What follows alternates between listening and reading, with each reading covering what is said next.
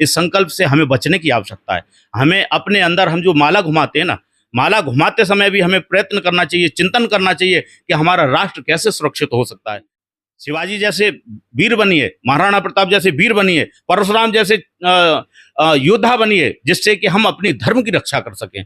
परशुराम कितने बड़े उपासक, और उपासक होने के साथ साथ जब जब उन्हें आवश्यकता पड़ी तब तक उन्होंने सहस्त्रबाहु जैसे राक्षस का एक फरसा से उन्होंने सारी भुजाओं को नष्ट कर दिया। तो ऐसे हमें अपने अंदर ओज और तेज भी लाने की आवश्यकता है। हिंदुत्व है कि हम अपने भगवा की रक्षा करें, हम अपने राष्ट्र की रक्षा करें, हम अपने धर्म ग्रंथों की रक्षा करें। जहां कोई धर्म ग्रंथों के विषय में कोई बोल रहा है, कोई संत महात्माओं के प्रति बोल रहा है, तो हम उसकी गर्दन काटने तक के साहसी बनने चाहिए। इतना हमें ओज होना चाहिए। बांग्लादेश में तख्ता पलट होने के बाद हिंदुओं को निशाना बनाया जा रहा है। खास बात यह है कि जो भी बांग्लादेश में प्राचीन पुरातन संस्कृति से जुड़े हुए हमारे देव स्थल हैं, स्थान हैं, उन सब को तोड़ा जा रहा है, उन सब को समाप्त किया जा रहा है। सतयुग, द्वापर, त्रेता, तीनों युगों से जुड़े हुए तमाम धार्मिक स्थल हैं, उन सब को बर्बाद किया जा रहा है, उन सब को तोड़कर जमींदोज किया जा रहा है। यानी ऐसा लग रहा है कि हिंदू संस्कृति को पूरी तरह से बांग्लादेश से मिटाने की कोशिश की जा रही। इस स्थिति को देखकर हर कोई द्रवित है। पूज्य संत महाराज जी भी, उनके मन में भी आक्रोश है, गुस्सा है कि कम से कम देव स्थलों को तो तोड़फोड़ मत की जाए, कम से कम हिंदुओं के साथ बर्बरता तो ना की जाए। हमारे साथ में पूज्य महामंडलेश्वर प्रातः स्मरणीय पूर्णानंद गिरी महाराज जी हैं। आपसे बातचीत करते हैं क्योंकि देश और धर्म के प्रति आप खुलकर बातचीत करते हैं। कैसे बचेंगे हमारे धार्मिक स्थल, किस तरह से बचाव होगा, और साथ ही साथ हमारे समाज को कैसे सतर्क होना होगा, कैसे उनका आत्मबल आत्मगौरव जागृत होगा, उसके बारे में बातचीत करते हैं। पूज्य महाराज जी के चरणों में बहुत बहुत प्रणाम। महाराज जी, बांग्लादेश की स्थिति को देखकर मन बहुत ज़्यादा द्रवित हो रहा है कि पूरे देव स्थल को, देव स्थानों को समाप्त करने के लिए, हिंदू संस्कृति को समाप्त करने के लिए पूरे बांग्लादेशी मुस्लिम आमादा हैं। देखिए, अभी तो हम बांग्लादेश की बात को कर रहे हैं, और बांग्लादेशी नहीं, ये कुछ समय ये संदेश है हम लोगों के लिए कि हमें जागरूक होना पड़ेगा। हमें अपने पूजा पाठ के साथ साथ हम अपने धर्म के प्रति भी निष्ठा रखनी पड़ेगी, और धर्म के प्रति हम निष्ठा नहीं रखेंगे तो हम निश्चित रूप से हम लोग विलीन हो जाएंगे, खत्म हो जाएंगे, नष्ट हो जाएंगे। उस नष्टता से बचने के लिए हिंदुत्व को समाप्त होने से पहले ही हमें धर्म की रक्षा करनी पड़ेगी। यदि हम धर्म की रक्षा नहीं करेंगे तो धर्म हमारी रक्षा नहीं करेगा, और जो मरा हुआ धर्म है ना, वो हमें फिर नष्ट कर देगा। इसलिए धर्म को धारण करने की आवश्यकता है। ये बांग्लादेश तो संदेश है, बहुत दुखद घटनाएं हो रही हैं। ये हिंदुओं के ऊपर इतनी बर्बरता, क्या स्थिति बन रही है वहाँ। लोगों को, छोटी छोटी बच्चियों को हम लोग देख रहे हैं टीवी पर, और उस पर उनकी क्या स्थितियां बना रहे हैं।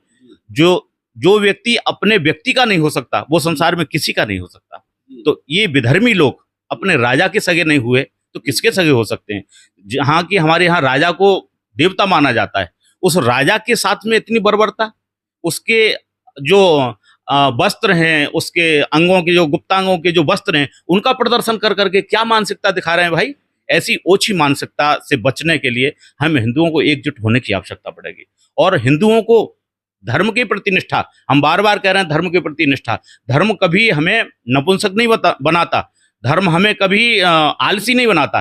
धर्म कहता है कि जब हमें आवश्यकता पड़े धर्म की रक्षा के लिए तो हमें हथियार भी उठा लेने चाहिए, और हथियार ऐसे नहीं उठा लेना चाहिए। हम जिस भगवान की उपासना करते हैं, हम जिस इष्ट की उपासना करते हैं, कोई भगवान राम का उपासक है, कोई भगवान कृष्ण का उपासक है, कोई भगवान विष्णु का उपासक है, कोई भगवान शिव का उपासक है, कोई दुर्गा का उपासक है, किंतु जिसके भी जो भी इष्ट हैं, वो इष्ट जो है ना, वो कृपा तो करते हैं, किंतु जब हम उनकी स्वरूप का जो वर्णन करते हैं, या वर्णन उनका सुनते हैं, या स्वरूप का चिंतन करते हैं, तो उस स्वरूप में उनकी कृपा शक्ति के साथ साथ उनके हाथों में आयुध भी धारण होते हैं। दुर्गा अपने हाथ में चक्र भी धारण करती हैं, तलवार भी धारण करती हैं, खड्ग भी धारण करती हैं। उसी तरीके से हमें वो चिंतन अपने मन में रखना पड़ेगा। अपने घरों में भी उन आयुधों की रख करके हम लोग उनकी उपासना करें, उनकी पूजा करें। यदि उन आयुधों की उपासना पूजा करेंगे तो निश्चित रूप से हम लोग धर्म को धारण कर सकते हैं। दूसरी बात, आज जो हिंदुत्व केवल अपने एक बच्चा पैदा करके एक नपुंसकता का एक संदेश दे रहा है, ये भी ठीक नहीं है भाई। कम से कम 3 बच्चे करिए। एक बच्चा अपना राष्ट्र हित के लिए आप सेना में भेजिए, एक बच्चे को अपने को संत महात्मा बना करके धर्म के लिए प्रेरित कीजिए, और एक बच्चे को अपने को बहुत बढ़िया पढ़ा लिखा करके इंजीनियर या डॉक्टर बना करके, जो कर रहे हैं आजकल लोग, वो कर सकते हैं। किंतु 3 बच्चे होने आवश्यक हों, उसमें चाहे बेटी हो चाहे बेटा हो। ये जब तक हमारी संतान की अधिकता नहीं होगी, आगे आने वाला जो समय है ना, ये कलयुग है। कलयुग कहते हैं कि जिसमें संघे शक्ति कलयुग है, संघ में ही शक्ति है। अब संघ में हम 1-2 रह जाएंगे तो कहाँ से शक्ति होगी। और ये उन लोगों ने ठान रखा है कि हमें संतान की अधिक से अधिक उत्पत्ति करके, और इस हिंदू राष्ट्र को भी, इस भारत राष्ट्र को भी नष्ट करने की उन्होंने संकल्प ले रखा है। इस संकल्प से हमें बचने की आवश्यकता है। हमें अपने अंदर, हम जो माला घुमाते हैं ना, माला घुमाते समय भी हमें प्रयत्न करना चाहिए, चिंतन करना चाहिए कि हमारा राष्ट्र कैसे सुरक्षित हो सकता है। तो ये सब जानने के लिए, करने के लिए हमें संस्कृत की ओर बढ़ना पड़ेगा, हमें अपने धर्म पुराणों की ओर बढ़ना पड़ेगा। धर्म पुराण कभी नपुंसक नहीं बनाते। धर्म पुराण यदि आप पढ़ेंगे तो निश्चित रूप से आप एक उत्साही बन सकते हैं, एक योद्धा बन सकते हैं और वीर बन सकते हैं। शिवाजी जैसे वीर बनिए, महाराणा प्रताप जैसे वीर बनिए, परशुराम जैसे योद्धा बनिए, जिससे कि हम अपनी धर्म की रक्षा कर सकें। परशुराम कितने बड़े उपासक, और उपासक होने के साथ साथ जब जब उन्हें आवश्यकता पड़ी तब तक उन्होंने सहस्त्रबाहु जैसे राक्षस का एक फरसा से उन्होंने सारी भुजाओं को नष्ट कर दिया। तो ऐसे हमें अपने अंदर ओज और तेज भी लाने की आवश्यकता है। केवल हम पूजा पाठ करके या नपुंसक रह करके या केवल हिंदूवादी लोगों को हिंदुत्व के लिए हम टांग खिंचाई करते रहें, यही केवल पूरी हिंदुत्व नहीं है। हिंदुत्व है कि हम अपने भगवा की रक्षा करें, हम अपने राष्ट्र की रक्षा करें, हम अपने धर्म ग्रंथों की रक्षा करें। जहां कोई धर्म ग्रंथों के विषय में कोई बोल रहा है, कोई संत महात्माओं के प्रति बोल रहा है, तो हम उसकी गर्दन काटने तक के साहसी बनने चाहिए। इतना हमें ओज होना चाहिए। आज हम लोग स्वयं ही महात्माओं को कुवाक्यों से उनको संबोधित करते हैं, महात्माओं के प्रति निष्ठा खत्म ही करते चले जा रहे हैं। अरे छोटे छोटे जब बालक होते हैं ना, कोई बालक रोता है तो कहते हैं चुप हो जाओ, नहीं तो बाबा को दे देंगे। बाबा से भयभीत करते हो भाई, बचपन से ही तुम ऐसे संस्कार डाल रहे हो कि बाबाओं से तुम भयभीत कर रहे हो। उन बाबाओं को निष्ठावान बनाइए, उन बच्चों के प्रति, उन बच्चों के हृदय में, मन में भरिए कि जो भगवा है ना, ये देश के लिए, राष्ट्र के लिए समर्पित है, इनका सम्मान होना चाहिए। और आप लोग भी धर्म के प्रति निष्ठा रखिए। जब तक आप धर्म के प्रति निष्ठा नहीं रखेंगे ना, तब तक हम विनिष्ट होते चले जाएंगे। धर्मो रक्षित रक्षिता। एक तरफ देखने को मिल रहा है महाराज जी की भक्ति की ओर भाग रहे हैं लोग, और भक्ति में शोक, वियोग, तमाम तरह के माला जपना, लेकिन हाथ में भाले की बात नहीं आती है। जैसे आपने बताया कि हमारे सभी देवी देवताओं के शरीर में, हाथ में अस्त्र शस्त्र हैं, तो उस तरफ ध्यान नहीं देते, केवल भक्ति में। और वो भक्ति में ऐसे कि वो बैराग की ओर चले जाएंगे और अपने आप के, अपने शरीर के, अपने आप की अस्तित्व की रक्षा नहीं करेंगे। देखिए, हमने कहा कि जब धर्म नहीं रहेगा तो आप कहाँ माला घुमाओगे, जब राष्ट्र नहीं रहेगा तो कहाँ माला घुमाओगे। आज बांग्लादेश में देख रहे हैं ना, आज बांग्लादेश हमारा हिंदुस्तान जब से भारत से कटा, उसके बाद क्या स्थिति हो रही है। वहां कौन माला जप पाएगा, कौन भगवान का स्मरण कर पाएगा, कौन सुमिरन कर पाएगा।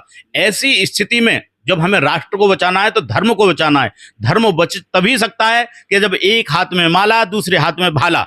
जब तक माला और भाला का संयोग नहीं होगा, तब तक ये राष्ट्र सुदृढ़ नहीं हो सकता। आज बांग्लादेश में एक इस्कॉन का मंदिर, जिन्होंने के इतना परोपकार किया, और ये परोपकार हमारे जितने भी ग्रंथ है सब में पढ़ाया जाता है कि परोपकाराय पुण्याय पापाय परपीडनम। ये बात हमारे हृदय में है। हम लोग तो कटु शब्द भी नहीं बोल पाते, किसी के लिए कठोर वाणी भी नहीं बोल पाते, किंतु अब समय आ गया है कि परोपकार के साथ साथ अपनी रक्षा भी करनी आवश्यक है। आप परोपकार करिए, किंतु परोपकार के साथ साथ अपनी रक्षा भी आवश्यकता है। यदि यही इस्कॉन मंदिर ने केवल माला घुमाते घुमाते के साथ साथ यदि अपनी सुरक्षा की भी कल्पना की होती, तो आज शायद जितना उन्होंने दान पुण्य करके, जितने उन लोगों को भरण पोषण किया उस मंदिर ने, शायद उसका कोई धन्यवाद देने की बजाय उसको नष्ट और तहस नहस किया जा रहा है। एक मेहनत की, जिस मेहनत ने पूरा जीवन अपना, पूरा समाज के लिए सारा समर्पित कर दिया, उन मुस्लिम समुदाय के लिए समर्पित कर दिया, आज उनके मन में इतनी भी दया भाव नहीं आया कि उस मंदिर के या उस महंत के प्रति हम निष्ठा रखें। भाई आप लोग अभी हिंदू लोग समझ जाइए, सुधर जाइए। यदि कश्मीर से जो लोग हिंदू पलायन किया, तो हिंदू पलायन करने में कभी पाकिस्तान का हाथ नहीं था, बांग्लादेश का हाथ नहीं था। उस समय वहां उसके हमारे जो परिवार रह रहे थे, उन परिवार के सगे संबंधी लोगों ने ही उनको वहां से विस्थापित किया, वहां से भगाया। वहां से पलायन कराया, क्योंकि जो चाचा हो सकते हैं, दादा हो सकते हैं, जिनकी गोद में जो बेटियां खेली थी और वो बेटियां बड़े होकर के, अभी राजनारायण जी बता रहे थे कि एक बेटी के साथ बर्बरता की, तो वो बेटी उन्हीं की गोद में खेली होगी, खेल करके पढ़े लिख करके बड़ी हुई, और बड़ी होने के बाद जब उन बच्चों को पढ़ा रही थी, उनके जो बच्चे थे उन बच्चों को पढ़ा रही थी, और जब भगाने वाली बात आई ना, तो उस बेटी तक को नहीं छोड़ा उन लोगों ने, उस बेटी के साथ दुष्कर्म किए, और दुष्कर्म करने के बाद आरी से उसको काट दिया और मार दिया। ऐसी बर्बरता ये लोग कर सकते हैं। इसलिए हम लोगों को सुधरने की आवश्यकता है, हम लोगों को अब जागने की आवश्यकता है कि माला के साथ भाला, और अपने घरों में आप निश्चित रूप से आप जितने आयुध हैं भगवान के, उन आयुधों की पूजा करिए और उनके प्रति निष्ठावान रखिए। जब आयुध होंगे तो आपके मन में कभी न कभी उस चंडी का रूप भी आपके मन में आना चाहिए। जब तक नहीं आएगा चंडी का रूप आपके मन में, तब तक आप सुरक्षित नहीं रह सकते। तो सुरक्षित रहने के लिए आवश्यक है कि आप लोग धर्म की शरण में आइए। एक बहुत बड़ा दुखद बात है महाराज जी की जो लोग खिला रहे हैं, जो लोग तुम्हें कुछ भी नहीं कर रहे हैं, तुम्हारे लिए संरक्षण कर रहे हैं। इस्कॉन के मंदिर तमाम बार ऐसे होते हैं कि भोजन प्रसाद कराते कराते हैं, कई बार तुम्हें जरूरतें पड़ी तो जरूरत भी पूरी कर रहे हैं, उनको भी नहीं छोड़ रहे हैं। जो तुम्हें मारे तो मार सकते हो, लेकिन जो तुम्हारी सहायता और मदद कर रहे हैं, तुम्हें पोषित कर रहे हैं, उनको भी तुम मारने के लिए आमादा हो। तो यही तो देखिए राक्षसी है, प्रवृत्ति है। पहले के राक्षस तो इतना करते थे कि उनका सहयोग न करके वो जो उनको लड़ता था, झगड़ता था, उसके प्रति वो रखते थे निष्ठा, किंतु उसके साथ जो सहायता करता था तो उसका अहित नहीं करते थे। किंतु आज की जो राक्षस हैं वो तो उस प्रवृत्ति में कि जो जिनको खिलाएगा वो उसी को मारेंगे, जिस थाली में खा रहे हैं उसी थाली में उन्हें छेद भी करना है। तो इसलिए इनसे सावधान होने की आवश्यकता है। सगा कोई नहीं हो सकता, इन लोगों से बिल्कुल सावधान होने की आवश्यकता है। और इसीलिए अपने धर्म के प्रति निष्ठावान रहिए। स्वधर्मो निधनम श्रेया पर धर्मो भयावह।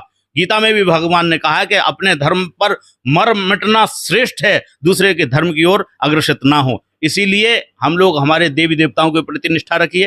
कहीं मजार, कहीं चर्च, कहीं गिरजाघर, इन लोगों में जाने की आवश्यकता बिल्कुल भी नहीं है। उन मुर्दों को पूजने से अच्छा है कि बजरंगबली को पूजिए, और बजरंगबली को पूजने से अच्छा है कि उनकी गदा का पूजन कीजिए। माँ भगवती दुर्गा का पूजन करना ठीक है, उन कन्याओं को पूजना ठीक है, किंतु उनके हाथ में लगी हुई उस कटार को भी नहीं भूलना चाहिए, उस कृपाण को भी नहीं भूलना चाहिए, उस त्रिशूल को भी नहीं भूलना चाहिए कि क्यों भगवान ने वो त्रिशूल धारण किया होगा, क्यों भगवती ने वो कटार धारण की होगी। कुछ न कुछ तो कारण जरूर रहा होगा। ये हमें चिंतन करने की आवश्यकता है कि जब हमारे आराध्य परब्रह्म परमेश्वर परमात्मा जो सर्वशक्तिमान होकर के भी उन आयुधों को धारण करते थे, तो आज हम लोगों को भी आवश्यकता है कि उन आयुधों की पूजा हम जरूर करें। पूज्य महाराज जी ने बहुत सारी बातें एकदम खुलकर बताई हैं। मुझे लगता है कि ऐसे शब्द बहुत कम संतों के होते हैं। उन्होंने बताया है कि हम देवी और देवताओं का पूजन तो करते हैं, लेकिन उनके अस्त्र शस्त्र को धारण नहीं करते।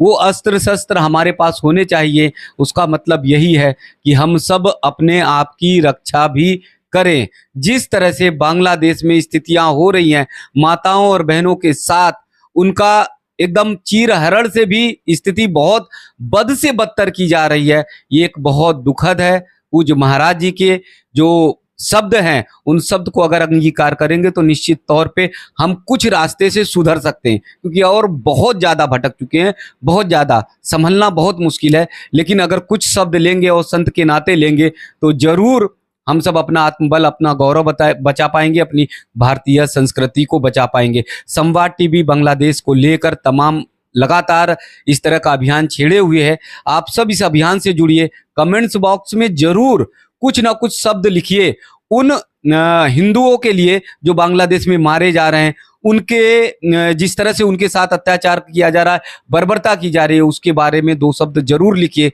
जिससे कम से कम हम जागें और लोगों को जगा सकें।